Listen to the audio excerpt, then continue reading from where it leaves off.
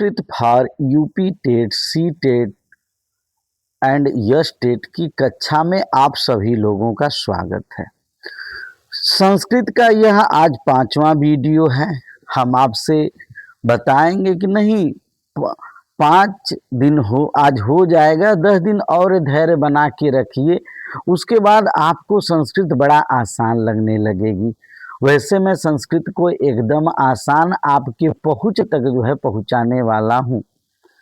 आइए, संस्कृत में सबसे पहले कुछ महत्वपूर्ण शब्द, और जब भी शब्द की बात होगी तो आप समझिएगा कि संज्ञा रूप की बात हो रही है। यहाँ पे मयूरः, मयूरः मतलब मोर, मूषकः, मूषकः मतलब चूहा, अश्वः, अश्व का अर्थ घोड़ा। रूप भी बड़ा आसान है, मयूरः, मयूरो, मयूराः, मूषकः, मूषकौ, मूषकाः, अश्वः, अश्वौ, अश्वाः। आप समझ जाएंगे, अब वो हम नहीं बताएंगे, जब हम आगे पढ़ाएंगे तो हम बता देंगे। बिडालः मतलब बिल्ली, आलूकः मतलब आलू।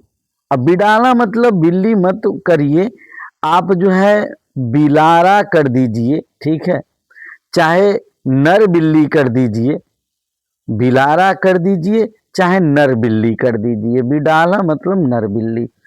आलूकः मतलब आलू, सस्कः मतलब खरगोश, चिकित्सकः मतलब डॉक्टर, घटः मतलब घड़ा, भल्लुकः मतलब भालू।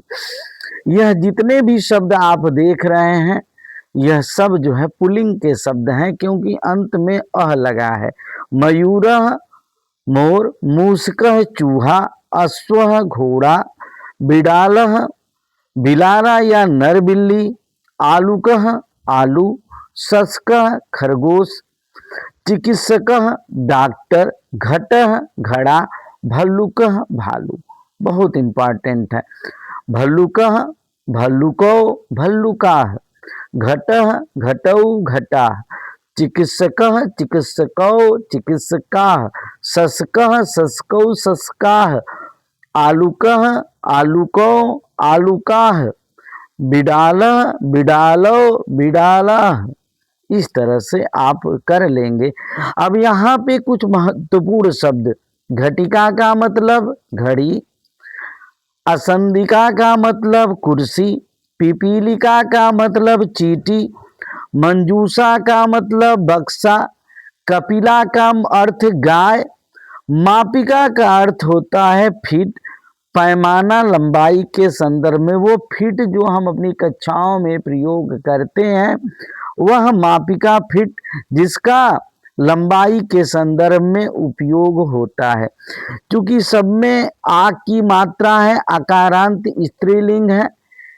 रूप देख लें, घटिका घटिके, घटिकाः, आसंदिका आसंदिके, आसंदिकाः, पिपीलिका पिपीलिके, पिपीलिकाः, मंजूषा मंजूषे, मंजूषाः, कपिला कपिले, कपिलाः, मापिका मापिके, मापिकाः।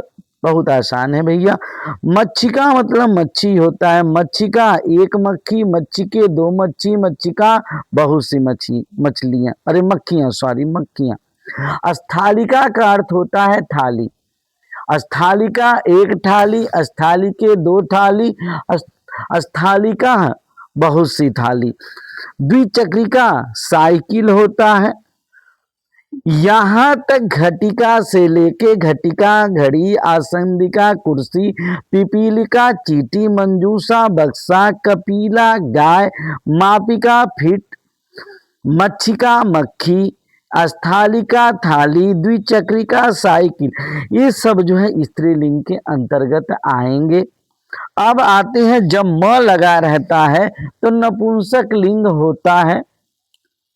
मरीचम मिर्चा, कदली फलम, कदली फले, कदली फलानी, पत्रम पत्रे, पत्राड़ी की तरह से है। केला, छत्रम मतलब छाता, छत्रम का अर्थ छाता, संगणकम कंप्यूटर, संगणकम संगणके, संगणकाः, संगणकम एक कंप्यूटर, संगणके दो कंप्यूटर, संगणकाः।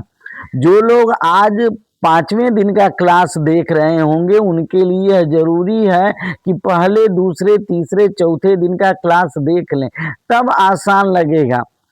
अब मात्र जो है 30-35 दिनों में पूरा संस्कृत ग्रामर खत्म हो जाएगा। उसके बाद यूपी टेट और सी टेट के पेपरों का रिवीजन करवा देंगे। एकदम आसान आपको लगेगा इसके अतिरिक्त कहीं से कुछ पूछा नहीं गया है।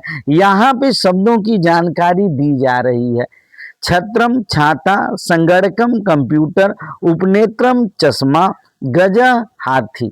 फिर जो है पुलिंग आ गया, गज गजौ गजा, खगह पक्षी, फिर पुलिंग आ गया, खगा खगौ खगा, मातामह, मातामह, ह के बाद अ है, मातामह, नाना, मातामही, माता की तरफ से नानी, मातुलह, मामा, मातुली, मामी, मातामह, नाना, मातामही, नानी, मातुलह, मामा, मातुली, मामी। इस प्रकार से इतने शब्दों की जानकारी आपको हो गई, जो कि अत्यंत जो है महत्वपूर्ण है, क्योंकि बिना शब्दों के भाषा का ज्ञान नहीं होता है। शब्दों की जानकारी दी जाएगी, साथ में व्याकरण बताया जाएगा। संज्ञा और सर्वनाम हम आपको बता चुके हैं। विशेषण का हल्का परिचय दे रहे हैं। विशेषण हिंदी में भी जानते हैं, बिल्कुल उसी तरह से है। संज्ञा की विशेषता बताने वाले शब्द विशेषण कहे जाते हैं। संज्ञा या सर्वनाम, यहाँ पे संज्ञा या सर्वनाम की विशेषता बताने वाले शब्द विशेषण कहे जाते हैं, और ये जिनकी विशेषता बताते हैं उन्हें विशेष्य कहते हैं। अब देखिए हिंदी में पहले समझ लेते हैं। सुंदर बालक, सुंदर क्या है? विशेषण है। बालक क्या है? विशेष्य है। भैया यह जो है विशेषण है, विशेषण है। अब बालक क्या है? विशेष्य है। सुंदर बालिका, भैया सुंदर विशेषण है, बालिका विशेष्य है। सुंदर वन, सुंदर विशेषण है, अब वन जो है विशेष्य है। हिंदी में तो बड़ा आसान है, लेकिन संस्कृत में जो है विशेषण लिंग के अनुसार बदलते रहते हैं, विभक्ति के अनुसार बदलते रहते हैं, वचन के अनुसार बदलते रहते हैं। हिंदी में नहीं बदलते, हिंदी में तो विशेषण वही रहेगा, भाई काम चल जाएगा। आइए देखते हैं। सुंदर बालक को संस्कृत में कहा जाएगा सुंदरः बालका, सुंदरः बालकः। सुंदर बालिका को संस्कृत में कहा जाएगा, सुंदर बालिका नहीं भैया, सुंदरी बालिका, सुंदरी बालिका कहा जाएगा। और सुंदर वन को संस्कृत में कहा जाएगा सुंदरम वनम। तो सुंदर, सुंदरी, सुंदरम, यह विशेषण बदलते हैं, संज्ञा और सर्वनाम के विभक्ति और वचन के अनुसार बदलते हैं। यह बात आपको ध्यान देना होगा, क्योंकि कल से जब हम आपको क्रिया में आएंगे और उसके बाद अनुवाद सिखाएंगे, क्योंकि सबसे बड़ी बात है कि जब अनुवाद आप जान जाएंगे तो उसके बाद संस्कृत अत्यंत आपको आसान लगने लगेगी। कुछ संज्ञा रूप, कुछ सर्वनाम रूप, कुछ धातु रूप, 10 तो कम से कम याद करना ही होगा। याद करना है, बल्कि आपको याद करवाया जाएगा। तो विशेषण आपने समझा कि संज्ञा और सर्वनाम के विभक्ति और वचन के अनुसार विशेषण संस्कृत में बदलते हैं।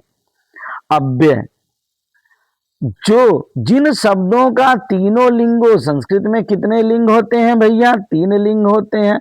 विभक्तियां कितनी होती हैं? तो 7 विभक्तियां होती हैं, जिसके विषय में बाद में आपको बताया जाएगा। कारक कितने होते हैं? तो भैया कारक वैसे 8 होते हैं, लेकिन उसके बावजूद जो है संस्कृत में 6 कारकों को मान्यता मिली है। कल इसके बारे में चर्चा होगी। अब तीनों वचनों में, मतलब अभी आपको जानना है कि 3 लिंग कौन कौन है। पुल्लिंग है, स्त्रीलिंग है, नपुंसक लिंग है। विभक्ति प्रथमा, द्वितीया, तृतीया, चतुर्थी, पंचमी, षष्ठी, सप्तमी विभक्ति। संबोधन को विभक्ति के अंतर्गत नहीं लेते हैं। अब 3 वचन, एक वचन, द्विवचन, बहुवचन में एक जैसा जिसका रूप होता है उन्हें अव्यय कहते हैं। जैसे अव्यय आपको याद करना पड़ेगा, और याद नहीं बल्कि समझना पड़ेगा। याद करने वाली बात गलत है भैया। आप धीरे धीरे, तत्र मतलब वहां, अत्र का अर्थ यहाँ, सर्वत्र का अर्थ सभी जगह, यदा का अर्थ जब, स्वह का मतलब कल, आने वाला, जिसको हम आने वाला कल मतलब अंग्रेजी में टुमारो कहते हैं, हय कल बीता हुआ, जिसको हम यस्टरडे कहते हैं, ततः तब या फिर, ततः तब या फिर, प्रायः बहुधा, पश्चात बाद में या पीछे, अधः नीचे, ऊपरी ऊपर। तो आपको बाबू तत्र वहां, अत्र यहाँ, सर्वत्र सभी जगह, यदा जब, स्वह कल आने वाला कल, है बीता हुआ कल, ततः तब फिर, प्रायः बहुधा, पश्चात बाद में या पीछे, अधः नीचे, ऊपरी ऊपर, इतने जो है अव्यय के बारे में परिचय करवाया गया है। और किसी भी विषय को पढ़ाते समय वाक्य के अंग पे ध्यान देना होगा। संज्ञा के बारे में बता दिया गया है, सर्वनाम के बारे में बता दिया गया है, विशेषण के बारे में बता दिया गया है, अव्यय के बारे में बता दिया गया है। अब कर से क्रिया शुरू होगी, क्रिया के साथ अनुवाद की भी परंपराएं शुरू हो जाएंगी। अब 5 दिन के क्लास में आप ही बताइए, कुल मिला के अभी मात्र 1 घंटे का क्लास चला होगा, और 1 घंटे क्लास को फिर आप रिवाइज करके वीडियो देख लीजिए, आपको सब समझ में आ जाएगा। इस प्रकार से आप हमारे चैनल्स को सब्सक्राइब करें, सब्सक्राइब करवाएं। यदि आपका सार्थक सहयोग रहेगा तो संस्कृत में इस परीक्षा के बाद संस्कृत के टीजीटी और पीजीटी की भी क्लासेस को इसमें बढ़ा दी जाएगी, यदि आप हमारा सही तरीके से सपोर्ट करेंगे तो। Thanks for watching this video.